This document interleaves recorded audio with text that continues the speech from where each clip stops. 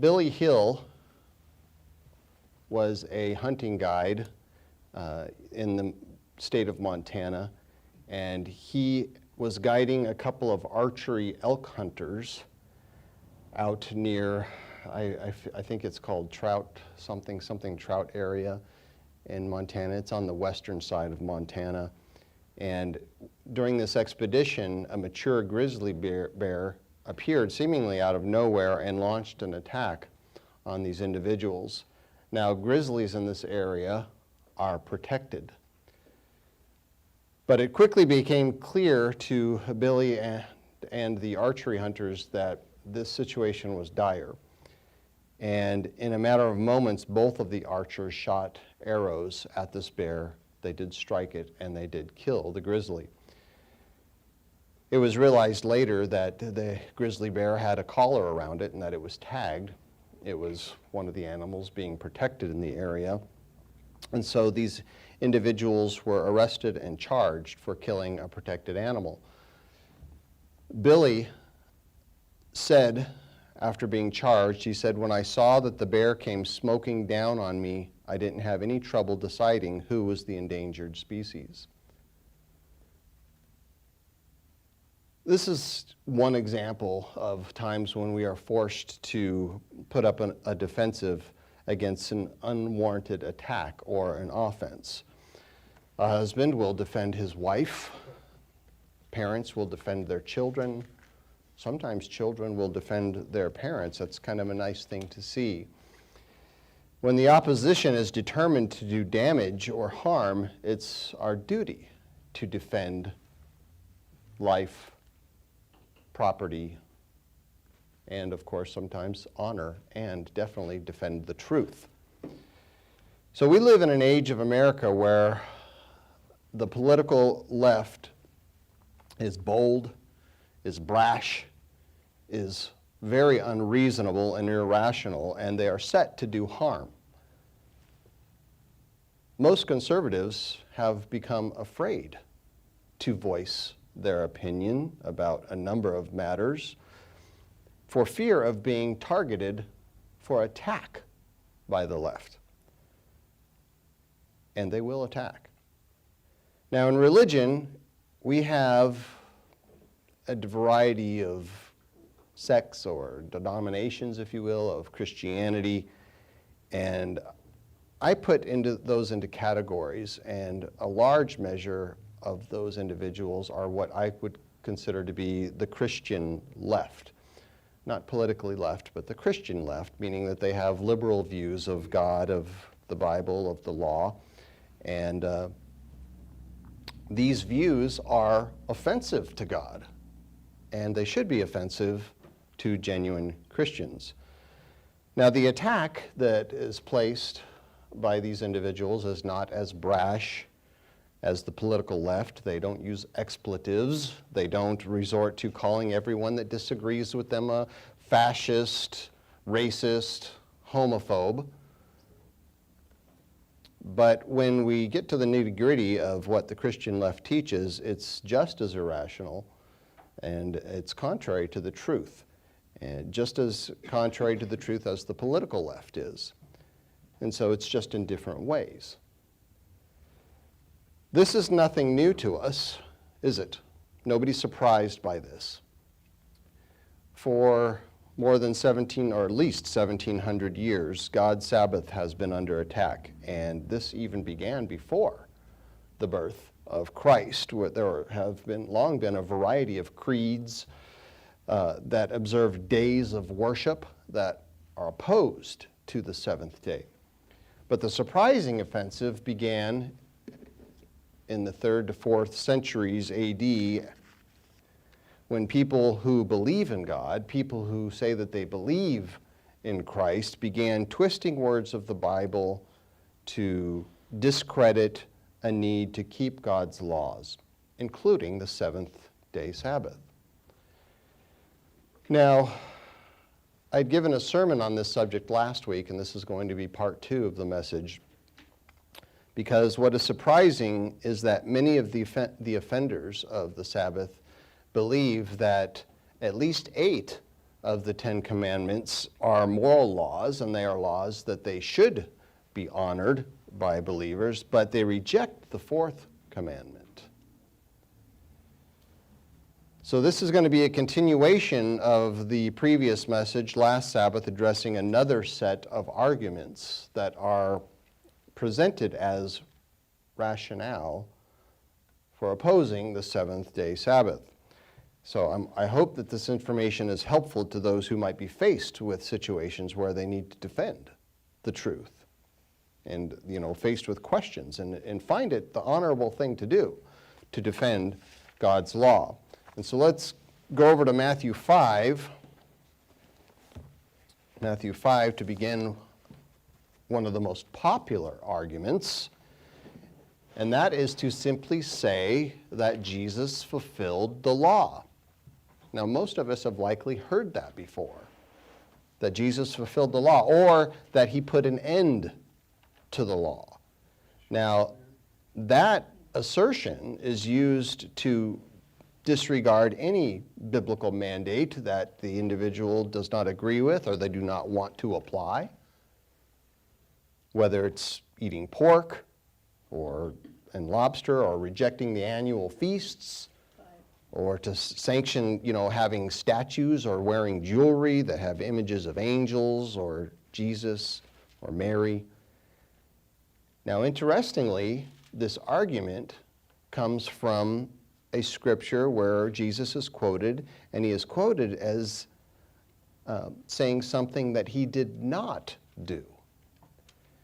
So Matthew 5 in verse 16,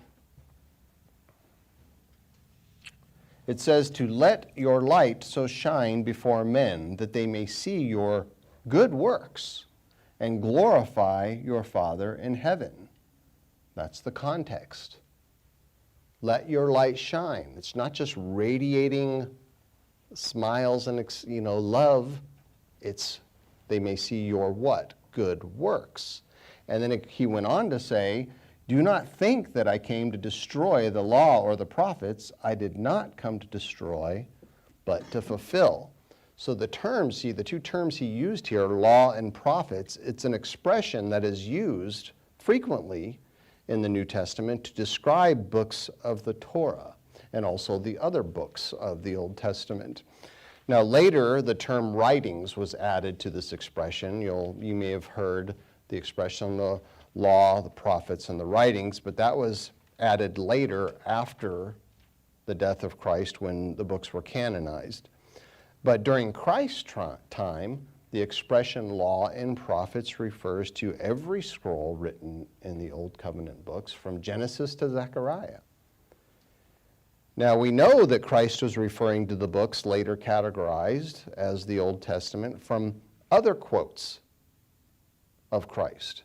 Quotes such as Matthew 7 and verse 12, where he said, "Whatever you want men to do to you, do them also, for this is the law and the prophets," talking about those books and the type of behaviors, as he said here in verse 16 of Matthew 5, good works that are referred to in the law and the prophets. In other scriptures, Matthew 11, verse 13, he said, "For all the prophets in the law prophesied until John." In other words, they all explained the things that were led up to the ministry of John the Baptist. And then also in Matthew 22 and verse 40, he said, "On these two commandments," speaking of the command to love God and to love one another, "on these two hang all the law and the prophets."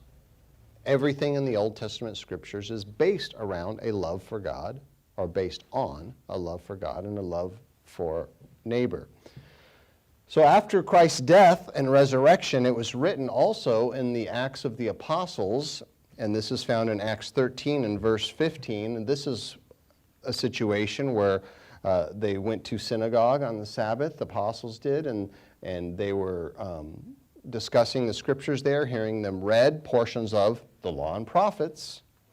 And the rulers there in that area of that synagogue said to Paul and Barnabas, "Men and brethren, if you have any word of exhortation for the people, say on." In other words, here's your opportunity to speak or preach. And the Apostle Paul, he stood up at that time, and he began to show them, to teach them a connection between the law and the prophets and Christ. In the book of Acts, some of the final words there, final verses there, in Acts 24 and verse 14, Paul spoke to a Roman leader, and he was defending himself in this situation, and he said, "But this I confess to you, that according to the way which they call a sect," and he's talking about the way of Christianity, which the Jews call a sect, a form of Judaism, if you will. He said, "According to that way, so I worship the God of my fathers, believing all things written in the law and the prophets." So there was this intimate connection here. Paul indicated that the way he lived did not do away with those things that were written in the law and the prophets. So the way of a genuine Christian, it doesn't offend any of the commandments. It doesn't conflict with any of the Old Testament scriptures. Genuine Christianity actually agrees with the books of the Old Testament, which Christ said are the law and the prophets. And he indicates that there is this unbreakable connection between what he taught and what was taught in those books of the law and prophets. The same instruction that God gave to the Israelites. And the Israelites are people that are simply called by most today the Jews. And most Christians today say that those laws of the Jews, that they're old laws, no longer required. So many have used Christ's statement in Matthew 5:17, where he said, "He didn't come to destroy the law or prophets. He didn't come to destroy, but to fulfill," to say that Jesus related that we're no longer bound to the mandates declared to Israel because he satisfied all of them so that we don't have to keep them. However, even those who say such a thing, they do not deny, because they can't deny that Christ declared he did not come to abolish the law, the same law that was repeatedly declared by the prophets. Now, one prominent website of the Christian left professes this, and this is on gotquestions.org regarding Matthew 5:17. They write, "Jesus goes out of his way to promote the authority of the law of God. He did not come to abolish the law, regardless of what the Pharisees accused him of. The holy standard of the law would be perfectly upheld by Christ, the strict requirements personally obeyed, and the ceremonial observances finally and fully satisfied." And then they say, the law had a built-in expiration date. Now, how they make such a conclusion is kind of surprising, but they go on to say, if the law as a legal system is still binding on us today, then Jesus was wrong in claiming to fulfill it, and his sacrifice on the cross was insufficient to save. So they make a connection to what Jesus said and to what they teach that it's truly irrational. It's incorrect. It's a conclusion based on an inaccurate definition of the term fulfill. So fulfill is translated from the Greek plero, and it means to complete, to satisfy, to furnish, to execute, to verify, accomplish, or to supply. And so what this means is that Christ would satisfy his need to keep every mandate given by God. It doesn't mean that Christ satisfied everybody else's need to keep the law. And it also means that he satisfied, translated as fulfilled, the many prophecies that declared that he would be born and the work he would do and that what would happen as a result of his ministry. And there are numerous prophecies throughout the books of the Old Testament that he fulfilled. So what his statement does not mean is that his fulfillment was in place of our need to live by that same law. That might sound nice to many people to think that, there's nothing more required of us. All I have to do is have this mental process of just believing in Christ, and that's all that's required. But that's not true. You see, God did not suddenly and in some secret code lower his standards greatly for everybody that just believed in Jesus at that point.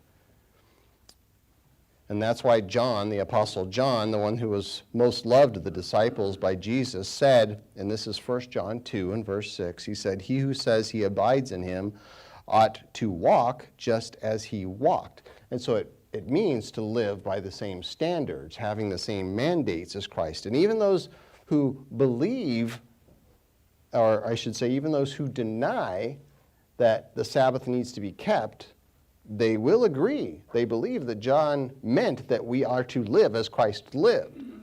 And yet they still say that the fourth commandment is not necessary, even though that is what Jesus lived by.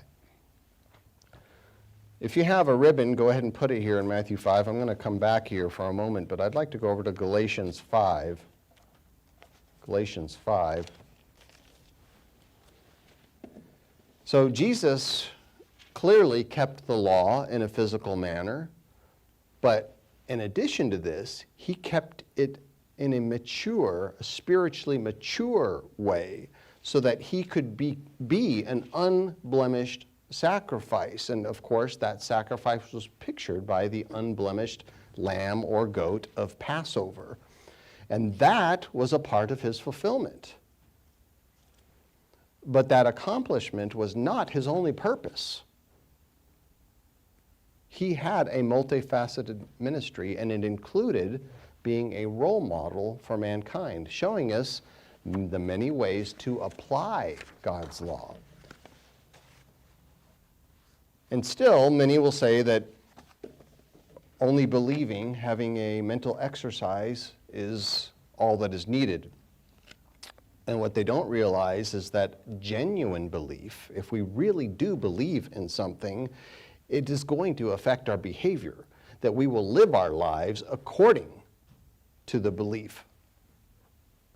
And so that behavior of Christ, it was put on display. We see that he kept every commandment of God, both in the letter and its intent. And in this way, he showed us how we are to live by those same laws. So the correct definition of fulfill in Matthew 5, verse 17, it was used by Paul. The same term used by Paul, who wrote about the connection between the love of God and neighbor, and how this is intimately connected to the righteousness, the regulations of God's law. In Galatians 5, I didn't go quite over far enough. Galatians 5 and verse 14, he said, "For all the law is fulfilled in one word, even this, you shall love your neighbor as yourself." And so here he's quoting Christ here, and also quoting books of the Old Covenant. And the one word he's talking about is love. It's a singular term, of course, but it has many applications. Love, Christ said, is the foundation of the law. He said to love God with all your heart, mind, and life, and to love your neighbor as yourself. And he said on these two expressions of love hang all the law and the prophets. Again, talking about the scrolls, which we call books, of the Old Covenant. So the entire Bible, God is saying, is based on love. And so if we want to try and deny the law, then it's actually, technically, denying love. It denies love for God if we're going to deny his law. And so the law, as we understand, but just for clarity, the law actually shows us how to express love for God and for others. And would we express love for our neighbor by saying, "I love you, man," and steal from them? Would we express love for our neighbor by giving them a hug and while we stab them in the back? No, that would be contrary to the law, right? But you can't have one without the other. You have to have both of them. As Christ said, on these hang all the law and the prophets. So with that in mind, do we express love for God by taking his name in vain? No. That would be contrary to the way he said to express love for him. Can't have idols. Would we express love for God by breaking his Sabbath? Well, the answer would be no, but most people would say, yeah, it's okay to do that. But that's contrary to the law, and that's contrary to God's description of how we are to show love toward him. So the love for God, it includes the fourth commandment of honoring the only day of the week that God sanctified. So to deny that we need to keep that fourth commandment, the seventh day of the week, is opposed to having love for God. It's actually showing contempt for God. So if the law expired on the cross, if that were true, that would mean that the love that both Paul and Christ connected directly to the law, well, that's also expired. Don't need that anymore. Yeah, hate all you want. Doesn't really matter because there is no law. No law, no love. Treat people unfairly. You can lie, steal, murder, commit adultery, whatever you want. Doesn't matter anymore. Now, nobody in their right mind would say that that were true. Even the Christian left would not say that that were true. And yet, they interpret fulfill to mean that Christ ended the law. And that leads us to Romans chapter 10. If you turn back to the book of Romans, Romans 10. There is a similar argument made by asserting that Christ put an end for a need to keep the law. Sunday keepers say that the following verse clearly indicates that we have no need to keep God's Sabbaths any longer. In Romans 10, and I'm just going to read the 4th verse to begin, because you can see where they come to this conclusion if you just read this verse alone and you don't consider anything else, just this verse. It says, "For Christ is the end of the law for righteousness to everyone who believes." Wow. Well, that sounds pretty much like Christ put an end to all mandates, all laws, and his display of righteousness. Well, this is just imputed to everybody now, that he was righteous, so that we don't have to be. No matter how immoral we might be, we have it just transferred to us because of what he did. Well, that sounds nice, but it's entirely wrong. And the reason is because they ignore not just other scriptures. I'm just going to talk about just this verse right here. They ignore the context of what Paul said. Now, context, that is a rule of thumb to understanding any scripture. You cannot deny the context, or you will twist the scriptures to your own destruction, as Peter warned. And so let's go back a bit here, and let's begin in the first verse of this chapter, Romans 10 and verse 1, where it says, "Brethren, my heart's desire and prayer to God for Israel is that they may be saved." So Paul is speaking of his kin, Israel, Israelites, a people that became known simply as the Jews, and he's concerned about them, about their salvation. Now, Paul's concern clearly is about being saved, and so what would he be concerned about then? What is it that might be keeping them from being saved? What's holding God saving them back? What would prevent salvation? Is it just simply denying a mental exercise of believing in Jesus? No. He goes on to say in Romans 10 and verse 2, "For I bear them witness," speaking of those people, "I bear them witness that they have a zeal for God, but not according to knowledge. And so they already believed in God. If it was just a mental exercise that was required, they have that. They already believed, having a form of zeal for God. But what lacked? He says they lack knowledge, meaning understanding. They lack discernment. So where do they lack? Let's read the next verse. For they, being ignorant of God's righteousness and seeking to establish their own righteousness, have not submitted to the righteousness of God. Here we have the context. God's righteousness. And so Paul was talking about the kind of righteousness that was put on full display by Christ. The same application of the law that we see when we read through the accounts of his life found in the four Gospels. So the Israelites, Paul was concerned about these people because they claimed to keep the commandments. They had a zeal for God and his law, but they had created traditions. They had created other laws that allowed loopholes for keeping the commandments, and that's by establishing their own righteousness, their own version of what is righteous. And yet they believed this is what God wants. This is God's righteousness. And so in this way, Paul said they have not submitted to the righteousness of God.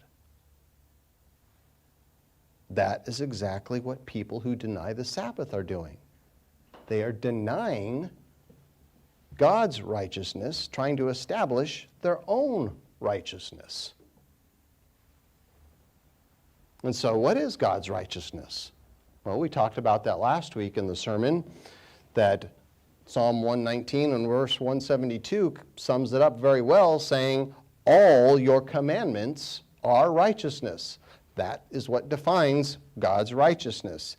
And God said more than 20 times in the books of the Old Testament, he said, to keep my commandments. Now, the commandments are not good because God declared them. God declared them because they are good. Good for him, good for us, good for everybody. And an even larger number of instances in the books of the Old Testament, authors speak to God and they say that they are your commandments, his righteousness. Because to be righteous means to be lawful. And in order to be lawful, there needs to be laws. It's a simple equation. So the commandments are not ours. They're not ours to pick and choose from as we wish. They're not ours to edit how we might want to. We can't remove some, and we certainly cannot create new ones. And so now that we know the context of what Paul was talking about, speaking of those people, he said, for Christ is the end of the law, for righteousness to everyone who believes. So the word end here, it's the word telos in the Greek, and it means to the aim or the purpose or the fulfillment. It does not mean that the law expired. It means that the purpose of the law was shown to us by the example of Christ, who glorified it by his adherence to the letter and the intent of the law. And this was a large part of his ministry, to accurately live and to teach the law of God. And so his life, it was an open book put on display for everybody to read, and it was right in line with the righteousness that is spoke of in the law and the prophets. And in this way, this is God telling us, showing us by example, that this is how he expects people who believe to live, by those same standards. He was an example, as Paul said in verse 4, to everyone who believes. Isaiah 42,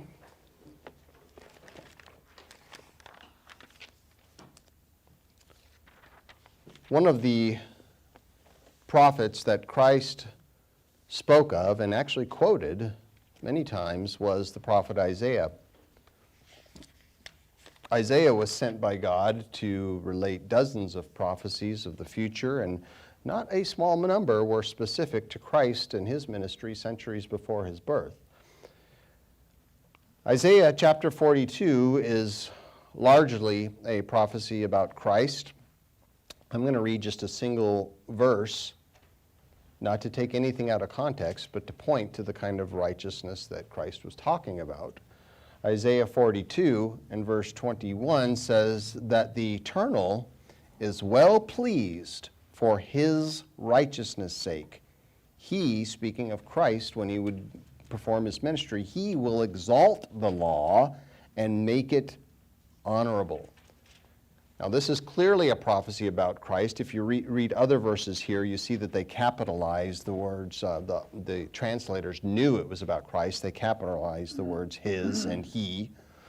And so this does not mean that the law was ever considered dishonorable, that it was dishonorable before Christ came and made it honorable. No.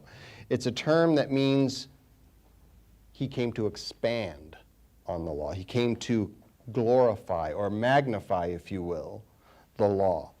Magnify an understanding object. Now, if any of us have ever had a magnifying glass, I have two at home, purchased them fairly recently. Seems like as I'm getting older, it's either the print on those packages is getting smaller or my eyes are getting worse. I think it's a combination of two, because with our modern technology, they're able to print things so small nowadays. I'm like, what is that? Is that like 0.075 font? I can't.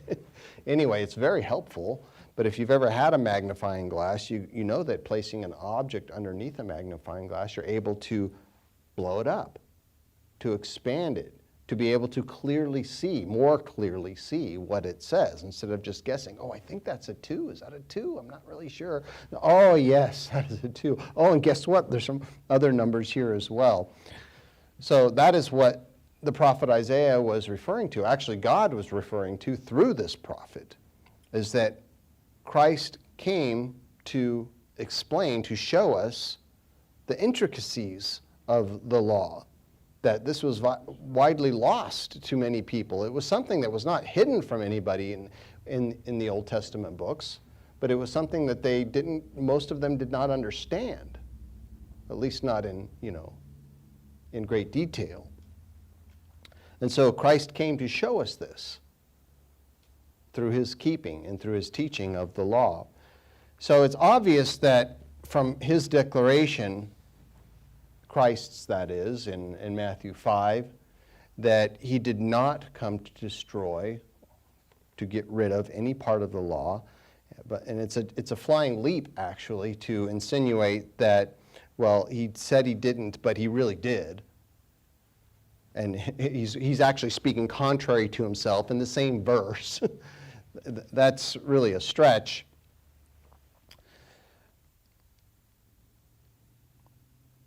In Matthew 5, if we go back there, I want to read just a little bit more to consider the context, which is very important.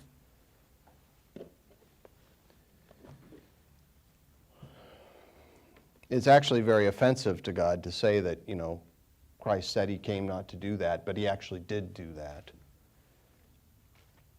And after saying that he didn't come to destroy the law and prophets, that he came to fulfill, Jesus added clarity to the statement. The reason I read verse 16 first is because that should set the context right there, to let your light shine, that they may see your good works.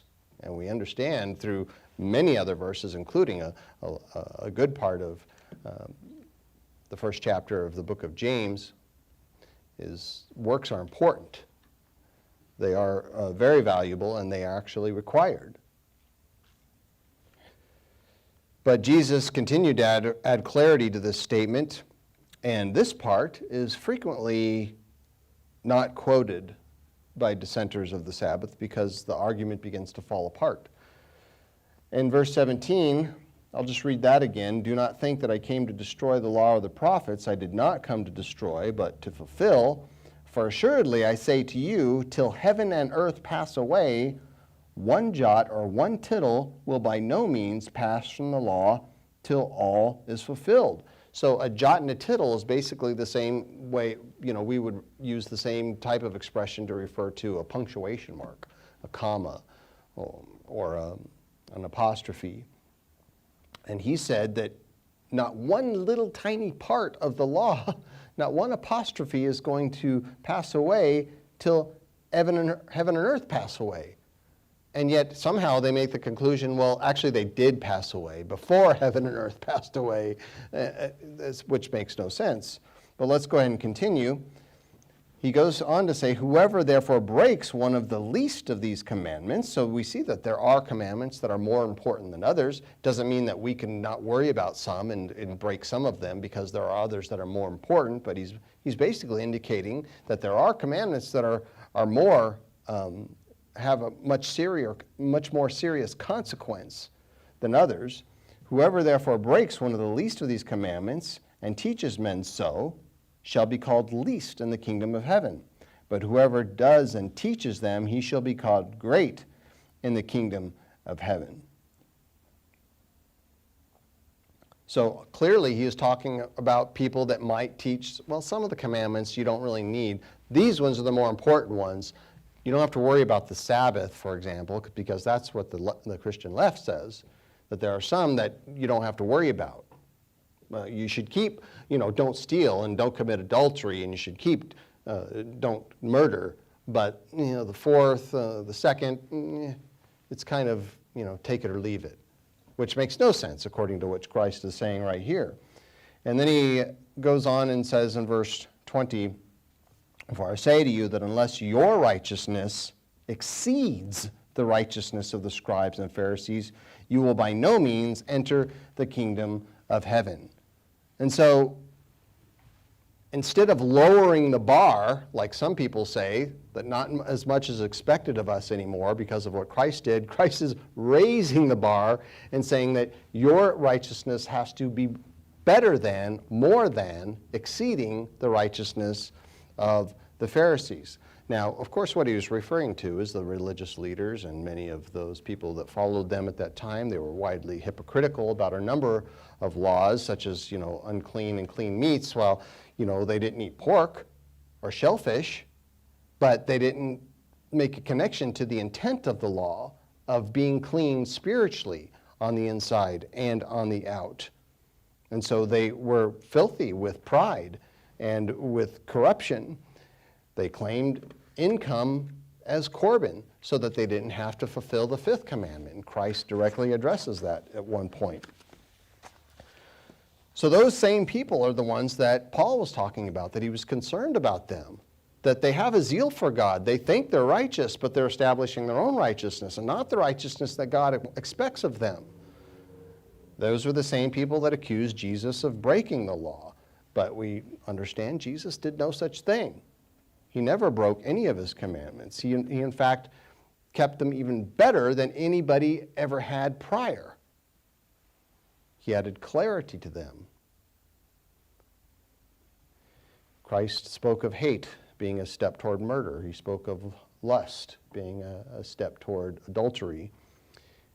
And so Christ, as did his disciples, including Paul, kept the law by the letter, and they taught the honorable way to apply the law, all of God's mandates, including the weekly observance of the seventh-day Sabbath.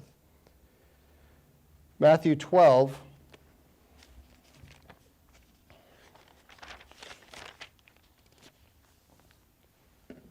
the majority of the Christian community accuse Christ of doing what is not lawful.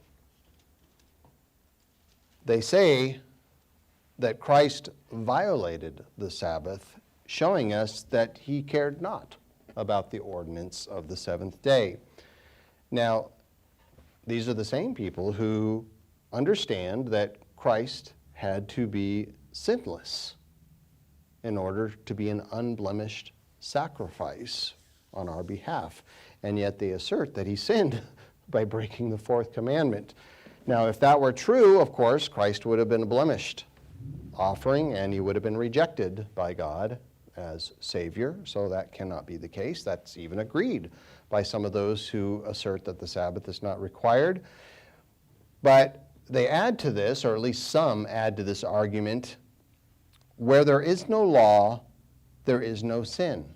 So what they're saying is the fourth commandment really wasn't a law at that time, and so Christ didn't sin by breaking that law. Well, how they reason that this mandate that was actually declared at the creation, how they reason that this mandate thundered from Mount Sinai was not really a law is beyond me, but it appears the argument is the Sabbath being abolished was done away with either shortly after Christ was born or, sometime prior to his crucifixion. But if that were the case, let's look at that now. Let's look at that argument and think clearly about it. If that were the case, that there was already no law when Christ was born, or shortly after he was born, or before he was crucified, well, there would be no sin. No law, no breaking of the law. If there's no law, so there's no sin. And if there were no sin because of no law, well, there's no need for a Savior, is there? Because everybody's already sinless because there's no law. That would be the logical conclusion if the offensive were rational. However, it should become clear to us that the argument is irrational, and it's not based on any sin committed by Christ or his disciples.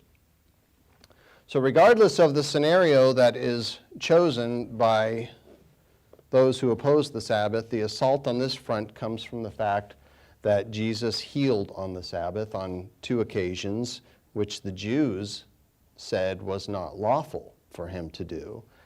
And we have a record also of Christ sanctioning the disciples taking some grain off stalks in a field and eating it on the Sabbath, which the Pharisees said is not lawful for them to do. So in order for the argument against the Sabbath to hold water, it has to believe that the Jews' accusations against Christ was correct, that it actually was not lawful for him and the disciples to do those things. Christ did them, and so let's look at what happened. Let's look at each event. Matthew 12 and verse 9 says that when he had departed from there, he went to their synagogue, and behold, there was a man who had a withered hand. And they asked him, saying, "Is it lawful to heal on the Sabbath?" That they might accuse him. So they're trying to set him up. They knew that he was going to heal this individual because he had been performing miracles, but they wanted to see what's going to happen. Let's try to trap him here. And then Christ, said to them, "What man is there among you who has one sheep, and if it falls into a pit on the Sabbath, will not lay hold of it and lift it out? Of how much more value then is a man than a sheep? Therefore it is lawful to do good on the Sabbath." So basically he's saying it's lawful to heal on the Sabbath. And he puts it in the category of doing good. Now, we can't just start making up our own definition of what's good on the Sabbath, because what's good to human nature is often not something that we should be doing on the Sabbath. And so Christ, he proceeded to say to the man in verse 13, "Stretch out your hand." And he stretched it out, and it was restored as whole as the other. And then the Pharisees went out and plotted against him how they might destroy him. They want to tear Christ down, or wanted to tear Christ down. So contrary to it being a violation of the Sabbath to heal someone, as many have said, this didn't transgress. And Christ even gave an example beforehand, saying, this is an ox in a ditch, or in his example, a sheep. in a ditch situation. It's a protection of life and property. So Christ was not redefining terms of the law at this point. He was adding clarity to the law. It certainly was not a coded way of him saying that the law had expired, it's no longer necessary. It was magnifying the law, just like Isaiah spoke of. And his accusers, apparently, they had lost the understanding of appropriate behavior on the Sabbath, and also an understanding of what the Sabbath represented, as we had sung about in the second hymn today. So Christ said that it is lawful. So to say that Christ broke the Sabbath, that he violated the law, is incorrect. As Jesus would later say to his accusers in Matthew 22 and verse 29, he said, "You do err, not knowing the Scriptures." So the Jews, they had created extra biblical rules and regulations that they believed were what God wanted, that they were in line with the law. But Christ, he clarified this. He was looking at it under a or allowing us to look at it under a magnifying glass so that all could see what was lawful on the Sabbath and what was not. In John 5, if you go over to the book of John,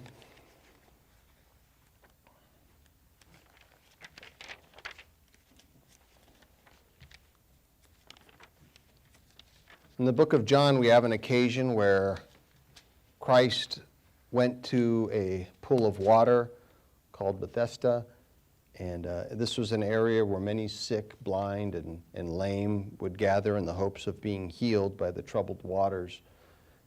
And his visit to this place at this time was on the seventh-day Sabbath. And in this location, he met a man and he healed him, a man who had been unable to walk for 38 years. Now, it's believed that this man was close to that age, and so was crippled for most, if not all, of his life. And so Jesus, after healing him, he told this man to take up your bed and walk. In John 5, in verse 9, and immediately the man was made well. He took up his bed and walked, and that day was the Sabbath. And the Jews, therefore, said to him, who was cured, "It is the Sabbath. It is not lawful for you to carry your bed." Who is the man who said to you, "Take up your bed and walk"? But the one who was healed did not know who it was, for Jesus had withdrawn, because there was a lot of people. It says there were a multitude of people in that place at the time. So the man was healed. And instead of rejoicing over such a wonderful miracle, they accused this man of violating the Sabbath because he was carrying his bedding. Now, this man, unlike where most of us sleep in our age, he wasn't carrying around a box spring or a mattress. He was would have basically been carrying a bedroll or something that was folded up that you could roll out and lay down on. Now, does any of this say that God believed rolling up your blankets or carrying your bedding on the Sabbath was a sin? None of it says that. And, it might be different if the individual lived at home where they didn't have a need to roll up or fold up their blankets and put them away, and people that are already able to walk. But we're not talking about that. We're talking about a man who is basically a transient, who was not able to move on his own for 38 years. So to be able to fold up your blankets and to stand up and walk after nearly 4 decades of being able to walk, would that violate the Sabbath? Clearly not. It was the Jews who said, "It is not lawful for you to carry your bedding." And when they found out it was Jesus who healed the man and had told this man to take up his bedding and to go to another location, it says in verse 16, "For this reason the Jews persecuted Jesus and sought to kill him, because he had done these things on the Sabbath." So the views that oppose the Sabbath say that, look, Christ violated the Sabbath by doing this and also telling this man to go out and work on the Sabbath. But that clearly is not the case. You can see the Pharisaical attitude that the Jews had. And so this was not a matter of the Jews that they were overly strict about the law. That wasn't Christ's concern.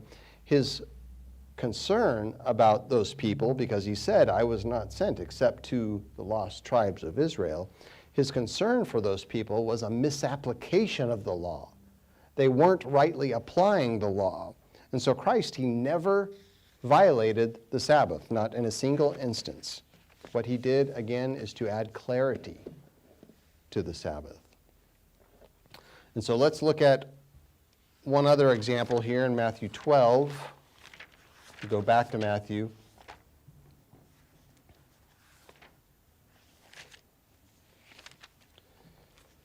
Another event used to say that Christ broke the fourth commandment is the time when he and his disciples were walking through a grain field on the Sabbath, and some of the disciples had picked some heads of grain and began to eat. Now, this case is a little bit unusual, at least in my opinion, because some would think that the incident was not a sin, and they would equate it to picking an apple off of a tree and eating it on the Sabbath.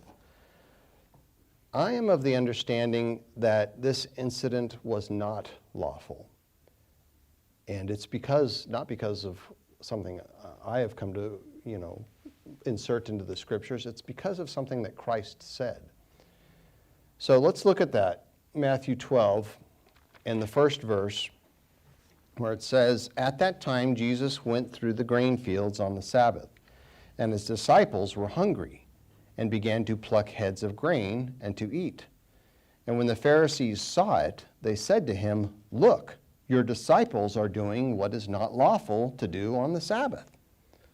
So this situation is discussed in detail in our book, The Sabbath Test. And I'm not going to go into all the details about it, but I will mention that many in the Church of God use this situation to say that going to restaurants on the Sabbath is okay because of what happened here, but it's not a light comparison. And I'll show you why. Notice that it says his disciples were hungry, and they began to pluck heads of grain and to eat.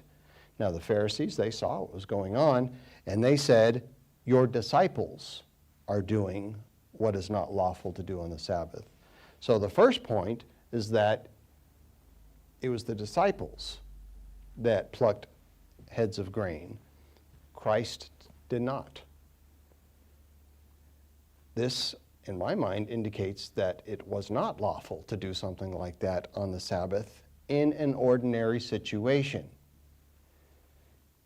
So Christ did not respond to their accusations by saying, oh, no, but it is lawful to do this. It says also that his disciples were hungry. Now, the term hungry, we kind of use it, I think, in a typical sense, a common sense. But it doesn't mean that it was simply a matter of casual hunger, that they had breakfast. They already had some food earlier, but, it's lunchtime or it's dinner time now, so I'm hungry again. I'd like to have some more food now.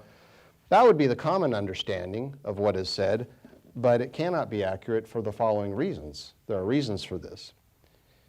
The word hungry is paneo, and it means famish, as in needing food, not just wanting food, but needing food. It's the same as penes or pano, which refers to ravenous hunger. And basically speaking of, barely enough subsistence. So this is evident from the fact that, what did they do? They picked heads of grain right from the stalk and began to eat. And this is another indication that they were famished, because have any of you ever ate grain right from the stalk?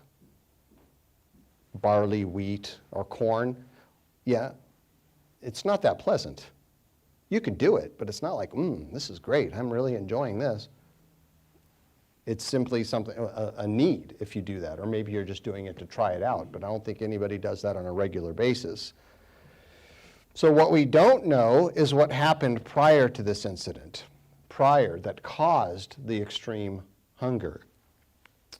And because we don't know, we don't understand exactly why Christ allowed for them. That is, he sanctioned them, not himself, but he sanctioned his disciples taking heads of grain and eating.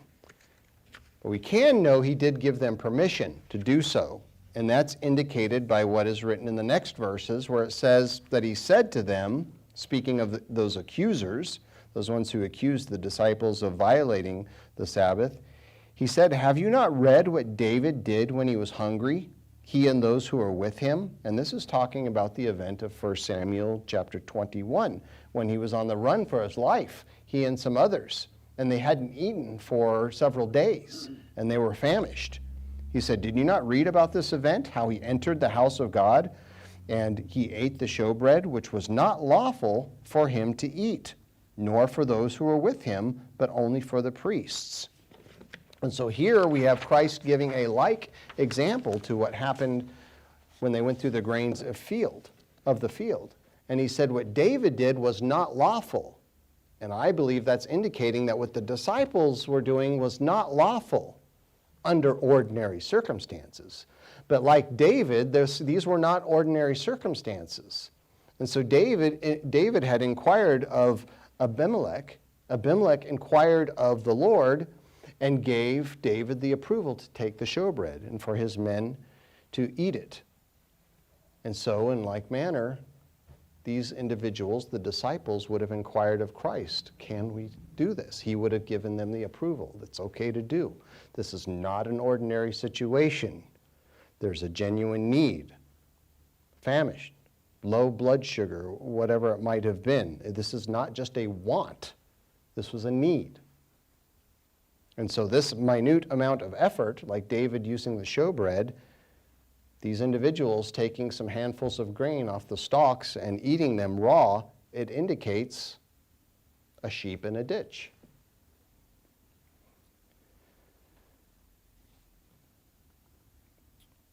Christ is the Lord.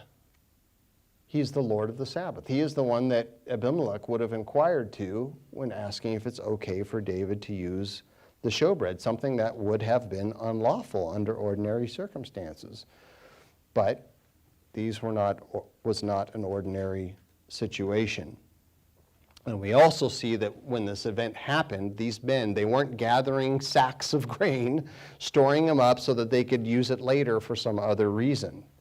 This was just simply food that was needed for the moment. So this exceptional situation, it cannot be used by Sunday keepers to say that Christ violated the Sabbath and we can work on the Sabbath now. It doesn't really matter. And it also cannot be used by Sabbath keepers to sanction going to Applebee's or to McDonald's on the Sabbath. We have the ability to prepare ahead of time. We live in the most privileged time in human history and have more options than ever to have food available for us to eat on the Sabbath. Refrigerators, ice chests, microwaves, the ability to make sandwiches, cured meats. We have all kinds of food available. To say that, well, we need to go to a restaurant on the Sabbath is irrational. And I don't think it's one that's God going to accept as, "Oh yeah, you make a good argument."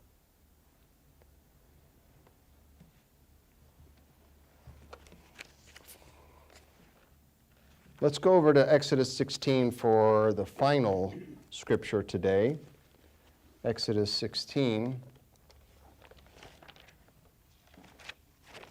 The last argument I'm going to discuss today against keeping the seventh-day Sabbath is also related to food. After thousands were miraculously fed to the full with only a few loaves of fish, many people came to Jesus a day or two later, and they wanted another sign from him. And they even told him the sign that they wanted him to provide. They wanted to see manna come down from heaven and to give them food in this way as it did for their forefathers. And of course, they were referring to the Israelite fathers that were in the wilderness for 40 years.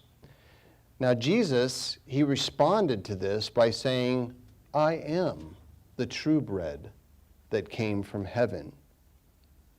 He called himself the bread of life. As the manna gave life to those individuals in the wilderness, Christ came down from heaven to give eternal life to those who would believe and execute that belief by living his law. So the comparison between manna as a source of food from heaven that sustained life and Jesus as the bread of life, it's a profound illustration, and we talk about it in detail leading up to and during the Feast of Unleavened Bread. Now, when the forefathers began receiving that manna in the wilderness, it was commanded that they would gather a day's portion each day of the week. But on the sixth day, they would gather a double portion in preparation for the Sabbath. Exodus 16 in verse 25, then Moses said, eat that today, for today is a Sabbath to the Eternal. Today you will not find it in the field. 6 days you shall gather it, but on the seventh day, the Sabbath, there will be none.